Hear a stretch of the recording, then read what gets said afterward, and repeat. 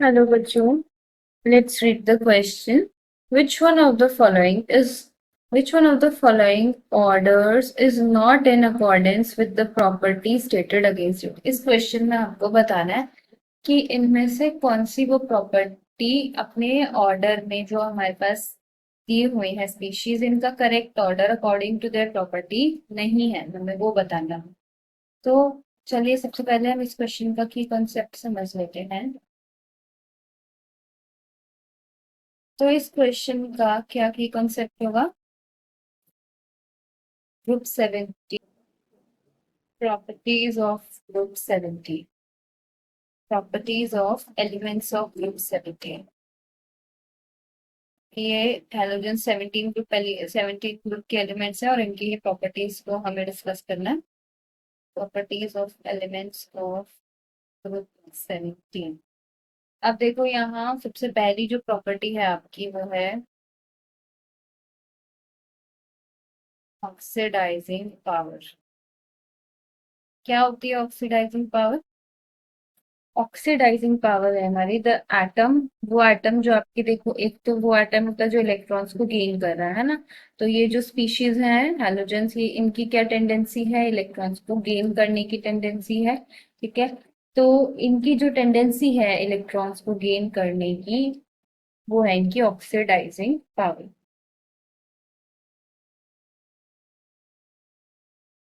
Tendency to gain electrons, कि वो कितनी स्ट्रॉन्ग टेंडेंसी से इलेक्ट्रॉन्स को गेन कर पाते हैं। ठीक है, एक बार ग्रुप 17 के एलिमेंट्स जो है हमें पता है, chlorine, chlorine, bromine and iodine, ये चार एलिमेंट्स होते हैं। ठीक है, तो ऑक्सीडाइजिंग पावर की अब हमें बात करनी है इसकी।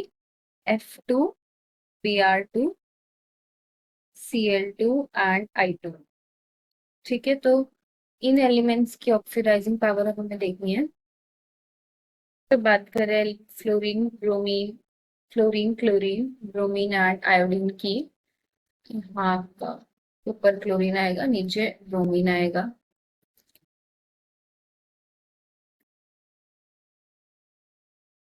तो जैसे हम डाउन द ग्रुप जाते हैं ऑक्सीडाइजिंग पावर डिक्रीजेस। ऐसा इसलिए होता है क्योंकि इलेक्ट्रोनेगेटिविटी भी घटती है डाउन द ग्रुप। तो सबसे ज्यादा स्ट्रॉन्ग इलेक्ट्रोनेगेटिविटी, सबसे ज्यादा इलेक्ट्रोनेगेटिविटी फ्लोरीन की है, F2 की है। तो इसी वजह से इसकी जो टेंडेंसी है इलेक्ट्रॉन्स को गेन करने की वो भी सबसे ज्यादा है, यानी इसकी ऑक्सीडाइजिंग पावर भी सबसे ज्यादा है, इसलिए it's the strongest oxidising agent. It has the strongest oxidising power. And सबसे नीचे डाउन द ग्रुप जब जाता है तो वो घटती है। तो यही इसका ऑर्डर हमें दिया हुआ है कि सबसे ज्यादा फ्लोरीन देन ब्रोमीन का देन आयोडीन के। ठीक है, तो ये बिल्कुल सही ऑर्डर है। तो ये प्रॉपर्टी हमारी बिल्कुल सही है, हमें इनकरेक्ट वाली बतानी है, तो ये ऑप्शन हमारा नहीं हो सकता। फिर अब हम चलते हैं नेक्स्ट प्रॉपर्टी पे, acidic property in water.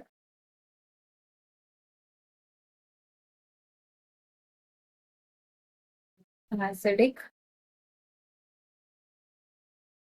Property in water किसकी? HF, HCl, HBr and HI। तो जो एसिडिक प्रॉपर्टी है हैलाइड्स की वाटर में, वो किस पर बेस्ड है? Upon the strength of the HX bond. Strength of HX bond. तो देखो एसिडिटी, एसिडिक प्रॉपर्टी का क्या मतलब है यहाँ पे? एसिडिक प्रॉपर्टी का ये मतलब है कि कितनी ज्यादा एसिडिटी है किस कंपाउंड की। अब कितनी ज्यादा एसिडिटी है तो वो हम कैसे पता कर पाएंगे कि जिसमें जितना ज्यादा H प्लस रिलीज करे उतनी ज्यादा उसकी एसिडिटी है, और सबसे ज्यादा H प्लस कौन रिलीज करेगा? जिसकी स्ट्रेंथ जो है HX बॉन्ड की वो वीक है। जिसकी जितनी ज्यादा स्ट्रॉन्ग है अगर स्ट्रेंथ HX बॉन्ड की, तो वो H प्लस निकलना मुश्किल हो जाएगा, तो एसिडिटी भी घट जाएगी।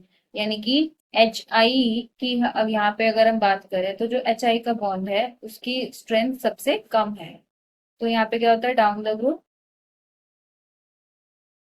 Strength of bond decreases. क्यों? क्योंकि साइज आपका इंक्रीज होता है, जिसकी वजह से बॉन्ड तोड़ना आसान हो जाता है, इलेक्ट्रॉन का निकलना इजी हो जाता है, न्यूक्लियस का अट्रैक्शन कम हो जाता है, तो इसीलिए HI का बॉन्ड सबसे इजीली टूटेगा।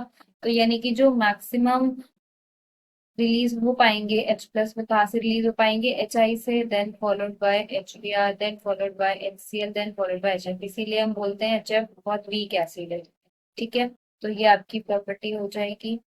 तो ये प्रॉपर्टी बिल्कुल सही प्रॉपर्टी है आपकी, तो इसीलिए इसका जो भी ऑप्शन है ये भी हमारा इनकरेक्ट हुआ, क्योंकि हमें प्रॉपर्टी जो गलत है वो बतानी है। फिर नेक्स्ट अभी हम देखते हैं आगे इलेक्ट्रोनेगेटिविटी। थर्ड प्रॉपर्टी जो है आपकी,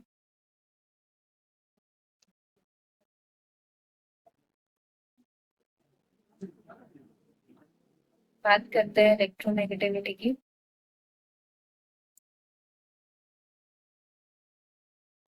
तो इलेक्ट्रोनेगेटिविटी क्या होती है? इलेक्ट्रोनेगेटिविटी को हम कैसे डिफाइन करते हैं? Tendency of an atom in chemical compound to attract the pair of shared electrons towards it. तो वो टेंडेंसी किसी भी एक एटम की केमिकल कंपाउंड में कि वो एक शेयर्ड पेयर ऑफ इलेक्ट्रॉन्स को अपनी तरफ अट्रैक्ट हो सके, to attract the shared pair of electrons towards it in a covalent bond। तो यहाँ पे अब हमारे पास इलेक्ट्रोनेगेटिविटी में जो कंपाउंड्स हैं, जो इसकी हमें इलेक्ट्रोनेगेटिविटी देखनी है, वो है F2Cl2 Br2 and I2।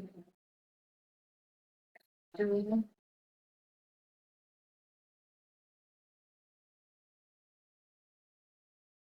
Cl2 Br2 and I2। Electronegativity भी डाउन द ग्रुप क्या होती है? डिक्रीज होती है।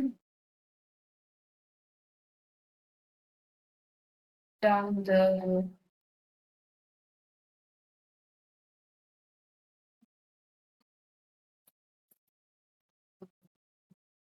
इलेक्ट्रोनेगेटिविटी डिक्रीजेस, यानी कि सबसे ज्यादा इलेक्ट्रोनेगेटिविटी किसकी होने वाली है?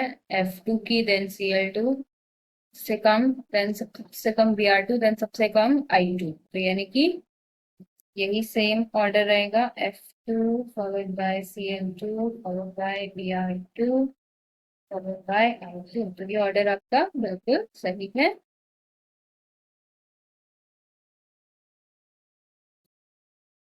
तो ये भी इनकरेक्ट ऑप्शन हो गया। अब देखते हैं bond dissociation energy F2Cl2 Br2 I2 की है। बॉन्ड डिसोसिएशन एनर्जी देखते हैं पहले। बॉन्ड डिसोसिएशन एनर्जी होती क्या है?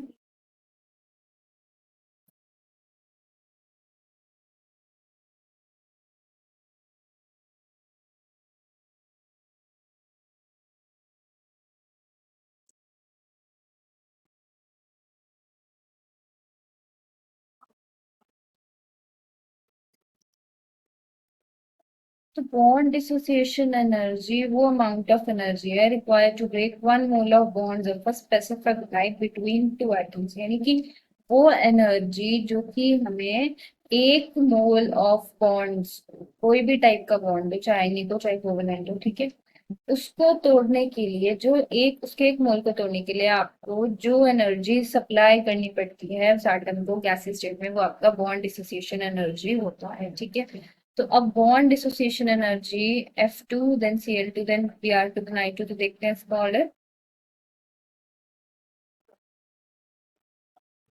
तो बॉन्ड डिसोसिएशन एंथैल्पी का ऑर्डर कैसे होता है?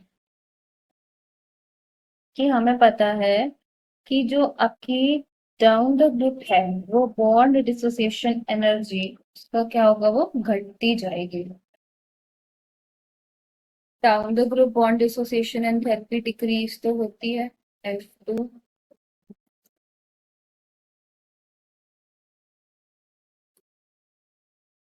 Cl2 Br2 I2।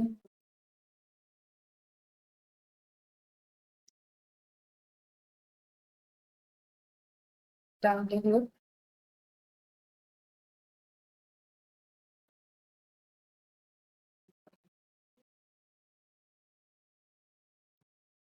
Bond dissociation energy decreases, लेकिन इसमें ऑर्डर में थोड़े से चेंजेस होते हैं। तो वो क्यों होते हैं चेंजेस? क्योंकि एक्चुअली में क्या होता है कि जो आपका क्लोरीन है, इसमें क्या होता है, रिपल्शन होने लगता है। F2 के बॉन्ड्स में रिपल्शन होता है। F2 का जो बॉन्ड है उसमें इलेक्ट्रॉन्स के बीच में रिपल्शन होने की वजह से ये बॉन्ड क्या हो जाता है, वीक हो जाता है। इसको तोड़ना आसान हो जाता है एज कम्पेयर्ड टू Cl2।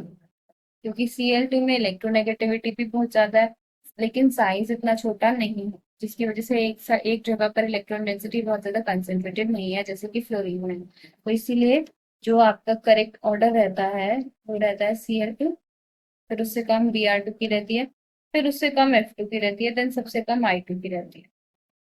यानी कि फ्लोरीन की हम देख सकते हैं कि काफी कम है, इवन क्लोरीन एंड ब्रोमीन से भी कम है। रीजन यही है कि रिपल्शन है और बहुत छोटा साइज होने की वजह से इसको हमें तोड़ना आसान हो जाता है, इसीलिए ये सही ऑर्डर है बॉन्ड डिसोसिएशन एनर्जी का, जबकि हमें क्वेश्चन में दिया हुआ है सबसे ज्यादा फ्लोरीन की है, तो इसलिए ये आपका गलत ऑर्डर है और हमें यही बताना था, तो यानी यही सही ऑप्शन है हमारा। ठीक है, तो इसीलिए इस क्वेश्चन का आपका फाइनली जो करेक्ट आंसर हो जाएगा वो हो जाएगा option D. And this is the final answer. I hope you all have understood the question. Wish you all the best.